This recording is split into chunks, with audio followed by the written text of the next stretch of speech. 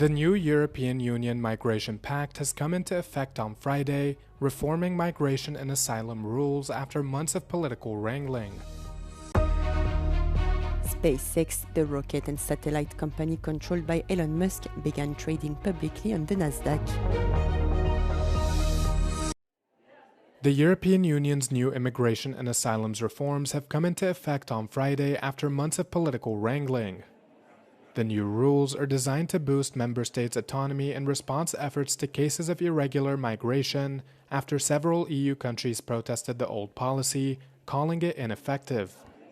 The reforms are set to beef up security screenings at the border points in a major way.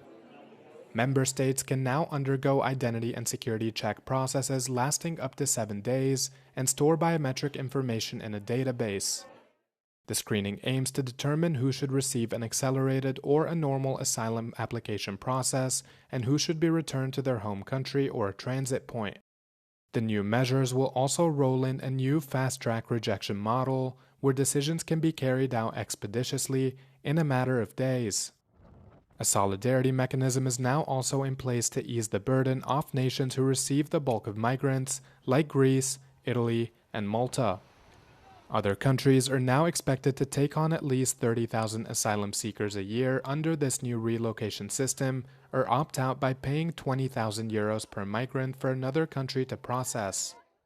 Critics say the new system will de facto result in increased detention times for migrants and are designed to prioritize speed over international obligations, forcing humanitarian concerns to take a backseat. Pope Leo XIV landed in Tenerife on Friday for the final stop of his tour of Spain, focusing directly on the migration crisis affecting the Canary Islands. During a visit to the Las Reyes reception center, the pontiff told hundreds of residents that migration is part of the human condition, stating that in one way or another, we are all migrants. Later, the leader of the Catholic Church met with organizations to issue an appeal for greater protection on dangerous sea routes, declaring that God's love knows no borders. Describing integration as a process of shared responsibility, the Supreme Pontiff explained that those arriving in a new country must learn the language, respect the law, get to know local customs, and play an active part in community life. However, he warned that many still face a silent shipwreck after all, finding themselves alone and exposed to exploitation. Before concluding his trip with a massive open-air mass in the port of Santa Cruz de Tenerife, the Pope also delivered a direct message to human trafficking gangs, urging them to reflect on the suffering they cause and abandon the practice. The moment Wall Street has been anticipating all year is finally here and with a bang, as SpaceX began trading publicly on the Nasdaq in what has by some margin become the largest initial public offering in the history of financial markets. The space exploration company opened its initial trading at $150, more than 10% above its IPO price of $135. But within just minutes of the IPO, shares were already quickly trading at close to $170. The company led and controlled by the world's richest man, Elon Musk, made available $555.6 million worth of Class A shares, valuing the company at a staggering $1.78 trillion.